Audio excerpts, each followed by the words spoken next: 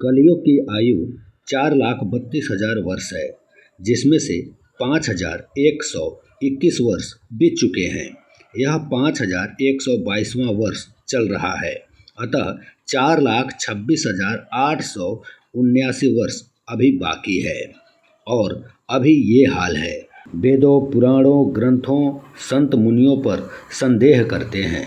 यह कलयुग में बढ़ रहे पाप का ही प्रभाव है, लेकिन अभी ये कुछ भी नहीं। आने वाले समय में ऐसे घोर अंधकार, ऐसे घोर पापी लोग होंगे जिनके बारे में अगर हम सोच भी लें तो हमारी रातों की नींद उड़ जाएगी। सोच लेने मात्र से ही डर लगता है कि क्या आने वाला कलयुग ऐसा होगा। कलयुग के अंत में शैतानों का शैतान, पूर्व जन्म में उत्पन्न हुए सभी राक्षसों से क्रूर और महाधूर्त कली या काली उत्पन्न होगा, जिसका वध करने के लिए स्वयं भगवान श्री हरि विष्णु अपना 10वां और अंतिम कल्कि अवतार लेंगे। जैसे जैसे समय बीतता जाएगा, पृथ्वी नारकीय ग्रहों की तरह हो जाएगी। लोगों की आध्यात्मिक विषयों में रुचि खत्म हो जाएगी। भगवान के भक्त, संत और महात्मा इतने दुर्लभ हो जाएंगे कि लोग उनका उपहास उड़ाएंगे और जानवरों की तरह उनका शिकार किया जाएगा। संतों से ईर्ष्या करने वाला कली उन्हें दंडित करेगा और उनके धार्मिक अभ्यास को नष्ट कर देगा। कली के भय से सभी संत पहाड़ों और गुफाओं में छिप जाएंगे। संपूर्ण पृथ्वी अपराध और युद्ध से भर जाएगी। कलयुग के 4,32,000 वर्ष पूरा होने के बाद भगवान कल्कि भारत में अवतार लेंगे। पुराणों में इस अवतार को चतुर्युग का अंतिम अवतार कहा गया है। इसमें भगवान कल्कि परशुराम जी से शस्त्र शिक्षा लेंगे और सिंहला यानी श्रीलंका की राजकुमारी पद्मा से विवाह करेंगे। कल्कि पुराण के अनुसार भगवान कल्कि काली नामक दुष्ट व्यक्ति की तलाश में उसके पसंदीदा स्थानों पर जाएंगे, जो भूत, लोमड़ियों, सियारों जैसे अशुभ प्राणियों के खेल के मैदान होंगे। कली का स्थान गोमांस के दुर्गंध से भरा रहेगा। वहाँ जुआ और नशा होगा। महिलाएं कल्हड़ करती रहेंगी। पुरुष इंद्रियों को संतुष्ट करने के लिए महिलाओं के दास बन जाएंगे। ध्यान दीजिए, पृथ्वी के सभी राजा कली के ही प्रतिनिधि होंगे, जिनका वध भगवान कल्कि करेंगे। कली को पृथ्वी से समाप्त करने के बाद ग्रहों की दशा सुधर जाएगी और पृथ्वी पर सतयुग की वापसी होगी। कली को समाप्त करने के बाद भगवान तत्काल पृथ्वी से अंतर्ध्यान हो जाएंगे। भगवान का अवतार तो कलयुग के अंत में होगा, लेकिन उससे पहले कलयुग में खतरनाक मानसिक रोग, अवसाद, डिप्रेशन शरीर को खोखला कर मस्तिष्क रूपी तवा की हवा निकाल कर तबाह कर देंगे। झूठी वाह वाह करने वाले लोग गलत राह दिखाएंगे। कलयुग में सबके दिमाग में क्रोध, अहंकार, अंधकार और अज्ञानता रूपी आग भरी रहेगी। कलयुग के वर्तमान समय में हर कोई परेशान है। किसी भी काम या चीज़ में मन न लगना, कोई रुचि न होना, किसी भी तरह की खुशी का एहसास न होना, यहाँ तक गम का भी एहसास न होना अवसाद के लक्षण हैं।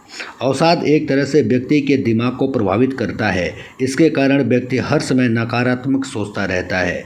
जब यह स्थिति चरम पर पहुंच जाती है तो व्यक्ति को अपना जीवन निरुद्देश्य लगने लगता है। इसके अलावा हमेशा हीन भावना से ग्रस्त होना अवसाद या डिप्रेशन का मुख्य लक्षण हो सकता है। कलयुग में महिलाएं और बच्चियां अपनों के बीच भी खुद को सुरक्षित महसूस नहीं करती। आए दिन हमें बलात्कार जैसी घटनाएं देखने और सुनने को मिलती हैं।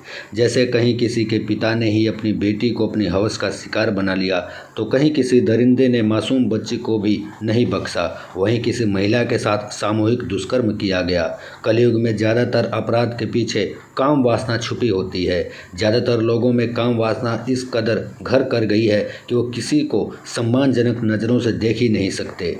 मर्द जहां अपनी वासना भरी नज़रों से ही सड़क पर चलने वाली महिलाओं का बलात्कार कर देते हैं, तो वहीं महिलाओं के अंदर छुपी वासना के शिकार मर्द भी बन रहे हैं। भोलेपन का सहारा लेकर कि हमें अनजान थे, हम नहीं जानते थे, वो भी अपनी हवस पूरी कर लेती हैं।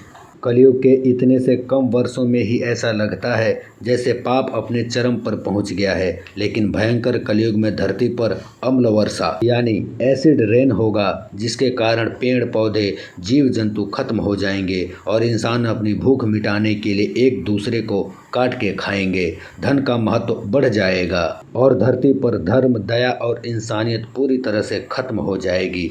पारिवारिक रिश्ते नाम मात्र के होंगे। वेद पुराणों की गलत व्याख्या की जाएगी। बच्चे अपने माता पिता की सेवा नहीं करेंगे।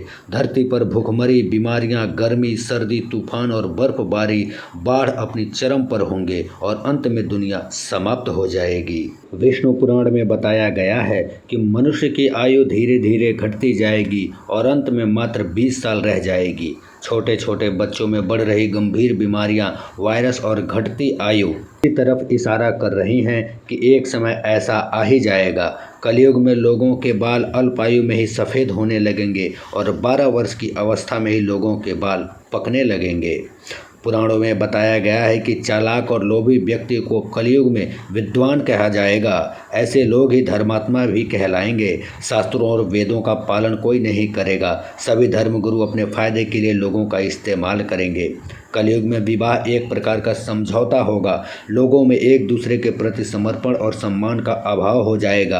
आप जिस तरह से विवाह हो रहे हैं वो परिवार चलाने के लिए न होकर सिर्फ एक समझौता ही किया जा रहा है। जो सबसे ज़्यादा दहेज देगा उसका ही विवाह होगा। यह एक प्रकार का समझौता ही है।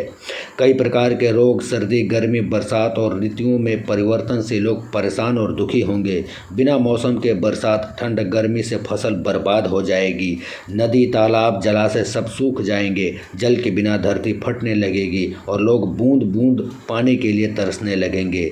कलयुग में जिस व्यक्ति के पास धन नहीं होगा वह अधर्मी, अपवित्र और बेकार माना जाएगा और जिस व्यक्ति के पास जितना धन होगा वो उतना गुणी माना जाएगा और कानून, न्याय केवल एक शक्ति के आधार पर लागू किया जाएगा। व्यक्ति के अच्छे कुल की पहचान सिर्फ धन के आधार पर ही की जाएगी। धन के लिए वे अपने रिश्तेदारों और दोस्तों का रक्त बहाने से भी पीछे नहीं हटेंगे। झूठ और दिखावे का सहारा लेकर लोग आगे बढ़ने का प्रयास करेंगे, लेकिन इसमें नुकसान उनका खुद का ही होगा। कलयुग में सत्ता पर आसानी लोग अपनी प्रजा की रक्षा नहीं कर पाएंगे, बल्कि कर यानी टैक्स लेने के बहाने प्रजा का ही धन छीनेंगे। लोग भूत प्रेतों को देवता मानकर पूजना शुरू करेंगे। अन्न का अभाव होने से मनुष्य फिर से कंदमूल और फल आदि के सहारे ही रहेंगे और असमर्थ लोग सुखी नहीं रह पाएंगे। कलयुग में लोगों के आलस्य और निष्क्रियता के बारे में भी विष्णु पुराण में बताया गया है। इसके अनुसार लोग बिना स्नान के ही भोजन कर लिया करेंगे। वेद व्यास जी ने सभी युगों में कलयुग को श्रेष्ठ युग भी बताया है। उन्होंने कहा है कि सतयुग में 1 साल के तप द्वारा प्राप्त किया जा सकता है, तो कलयुग में इतना ही बड़ा पुण्य मात्र 1 दिन के तप से प्राप्त किया जा सकता है। इस तरह व्रत और तप के फल की प्राप्ति के लिए कलयुग सर्वश्रेष्ठ युग है। कलयुग में मोक्ष की प्राप्ति करना बहुत ही आसान है दूसरे युगों की अपेक्षा। हजारों वर्षों की तपस्या के बाद मोक्ष की प्राप्ति होती थी, वहीं कलयुग में मोक्ष की प्राप्ति भी बहुत ही सरल और आसान है।